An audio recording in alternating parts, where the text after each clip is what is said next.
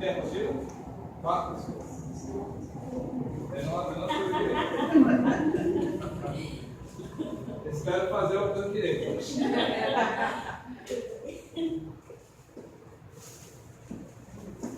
Então a exposição é uma das tarefas da Casa Espírita. Em algum momento nós precisamos iniciá-la. Ou por falta de trabalhador na casa, ou por vontade própria, né, de fazer algo além do que nós estávamos fazendo, uma oportunidade de ser grato, de retribuir. E eu estava dizendo que todos nós aqui somos voluntários. Todos somos voluntários. Então nós fazemos o que nós fazemos, não tem outro interesse a não ser o desejo de ajudar as pessoas, de melhorar nós mesmos. E no caso do Espiritismo, estamos um pouquinho mais próximos de Deus. Afinal, os 75 minutos que eu vou ficar falando aqui com vocês, eu não vou falar outras besteiras que eu costumo dizer no meu dia. Né? Então, pelo menos nesses 75 minutos, eu vou estar bem aqui com meus aguardos, né? Com aqueles que programaram o reencarne. Né? Eles podem até ir tomar um cafezinho lá no céu, mas o Dimar não vai fazer uma besteira agora, deixa ele lá na terra, ele está dando um curso. Então, nesses momentos que nós estamos na casa espírita, pelo menos eles ficam mais tranquilos. Né?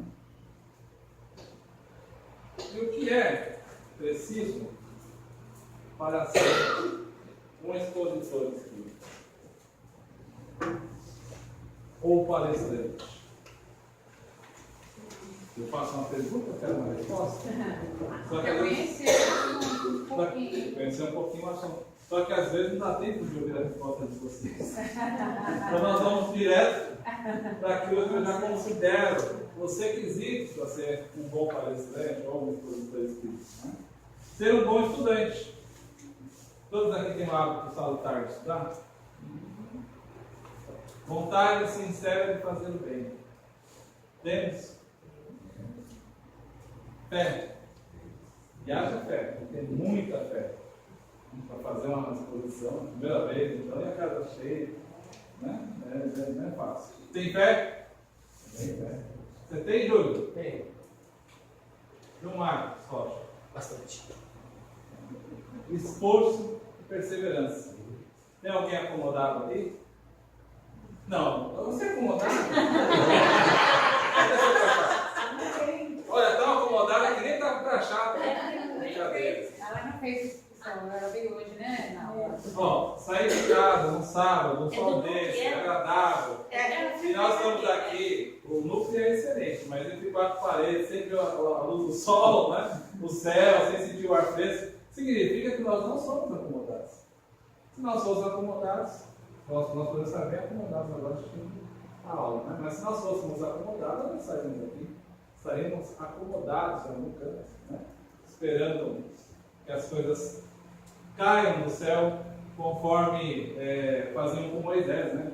Eles estavam com fome, reclamavam com Moisés, ele orava e o maná caía do céu. Né? A gente ainda está, talvez nessa fase, mas nós já estamos mudando de fase. Nós estamos na fase de conseguir as coisas com o nosso esforço, com o nosso trabalho, com a nossa fé, né? Com o nosso estudo.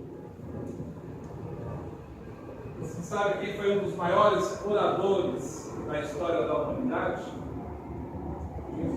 Jesus foi tudo, o maior praticamente, né? Ele conseguiu ter a excelência da sua perfeição, das suas virtudes. Mas lá na Grécia Antiga, as pessoas tinham que ganhar a vida, tá, com dificuldades. Isso é a história. A Grécia é o berço da democracia. E lá tinha uma região chamada Aerópago, que é onde os gregos, homens, as mulheres não participavam nessa época. Se reuniam, se participasse a história podia ser até melhor, né? Mas não participavam. Os homens se reuniam e ali debatiam os assuntos importantes para a humanidade. Entre os gregos não havia coisa pior do que a pessoa não conseguir expor suas ideias. Senão, como é que ele ia exercer a democracia? Iniciar e terminar o debate de algum assunto. Conseguir fazer valer a sua tese sobre a coisa. Era muito difícil.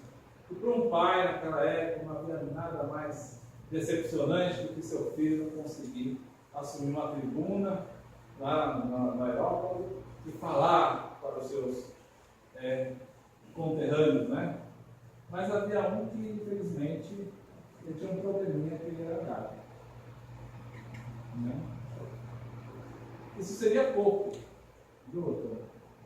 Seria pouco se ele também não tivesse uma capacidade de respirar um pouco deficiente. Sabe aquele criancinha mirradinha?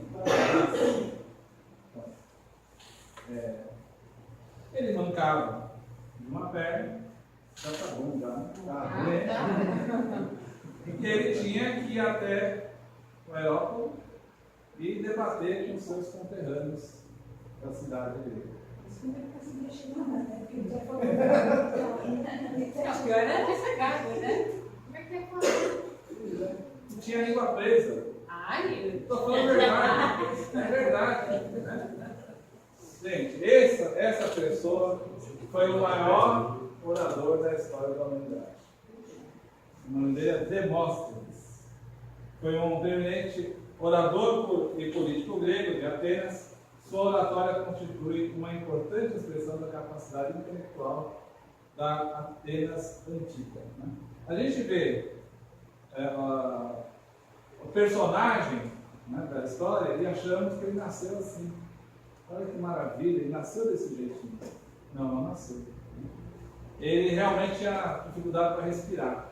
Então ele praticava aquela chamada apneia na água, enfiava a cabeça dentro da água e se ele respirasse ele se afogava. Então ele ficava ali com a cabeça lá dentro, né, o maior tempo que ele podia e tirava para respirar, para vencer a dificuldade que ele tinha de respiração.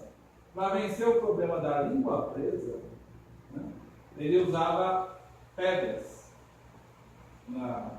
A Grécia é banhada pelo mar, não é verdade? Então ele ia lá, pegava aquelas pedrinhas que ele achava na beira do mar, botava dentro da boca, né, e falava com elas. Alguém está com caneta aí? Lápis? Não é para mim não, é para você. Tá? Lápis, caneta, batom, alguma coisa? Se não, usa o dedo. Põe aqui, ó. Agora, repita o que eu vou dizer. É muito fácil falar. É muito fácil falar. Com a caneta na boca. Com a caneta na boca. Se eu treinar bastante. Sem a caneta. Vai ser muito mais fácil. Vai ser muito mais fácil. Pois é.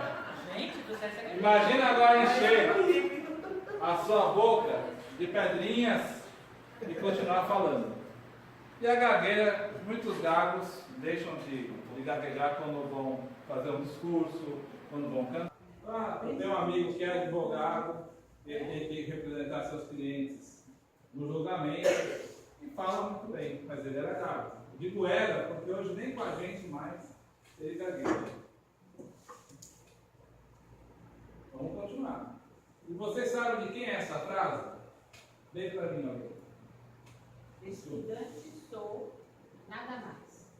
Mal sabedor, fraco jurista, mesquinho advogado, pouco mais sei do que saber estudar. Nossa, pouco mais sei do que saber estudar, saber como se estuda e saber que tem que estudar.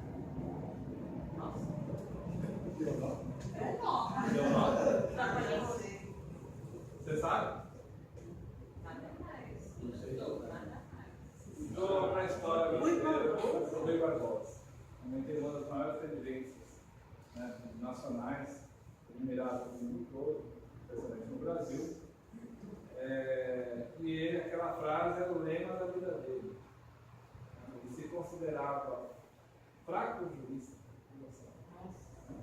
mas um bom estudante. E às vezes a gente tem que vencer a nossa acomodação. Eu perguntei o seu nome para hoje. Qual é o seu nome? Como chama? Nalva. Às vezes nós queremos estudar em casa, preparar uma palestra, e na casa não tem ambiente. Não é verdade? Sua casa não tem ambiente. Fez assim, a minha é ótima para fazer as coisas. Tem uma criança, gente. Tem uma de 1 ano e uma de 3 anos lá em casa, então é ótimo para fazer tudo com eles, sabe? Está tudo preparando. Principalmente para preparar as coisas que eu tenho que fazer.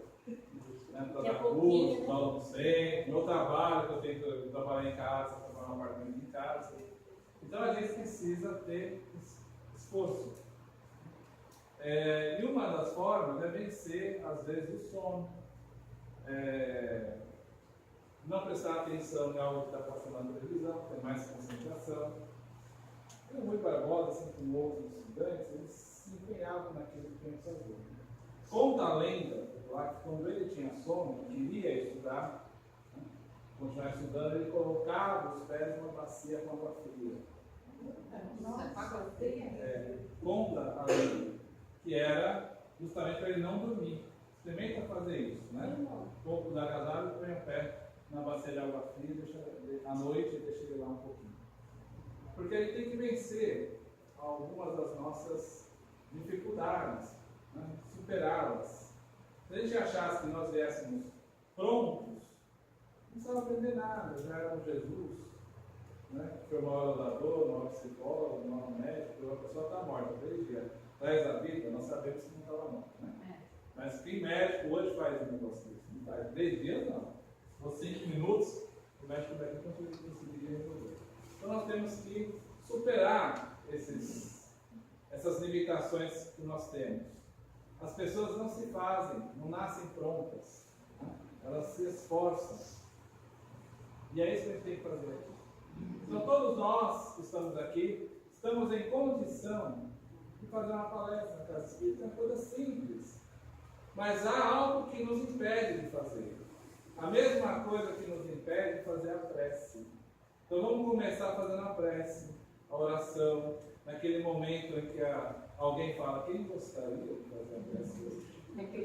Vamos nos voluntariar, eu também vou dar a vez para o outro, né? Espera um pouquinho, na próxima vez, espera um pouquinho, ninguém fala nada, você fala eu. Depois nós vamos esperar mais um pouquinho, ninguém fala nada, todas as vezes sou eu. Mas tudo vai ficar quieto, aí você faz de novo. Porque nós vamos pensando algo que é muito natural em qualquer um de nós. Quem aqui tem medo de morrer? Tem pessoas? Você levantou a mão. Tem tanto medo que vai fazer assim com a caneta. Você tem medo de morrer? Mas se não morrer, não vai fazer. Você tem? Agora, quem tem medo de falar em público?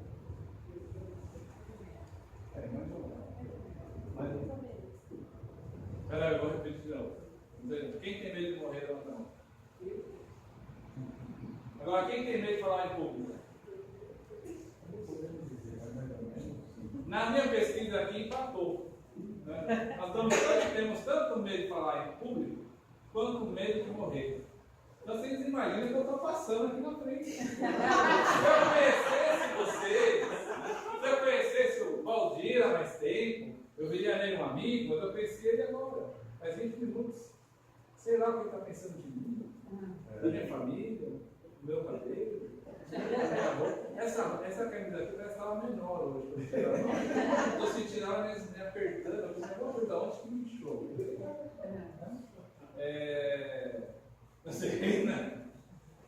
Então a gente tem que vencer o medo. E a forma de vencer o medo, um dos requisitos para ser um palestrante, produtor, que nós falamos lá, é a fé. A fé é por onde nós vamos vencer o medo. A arte de falar em público.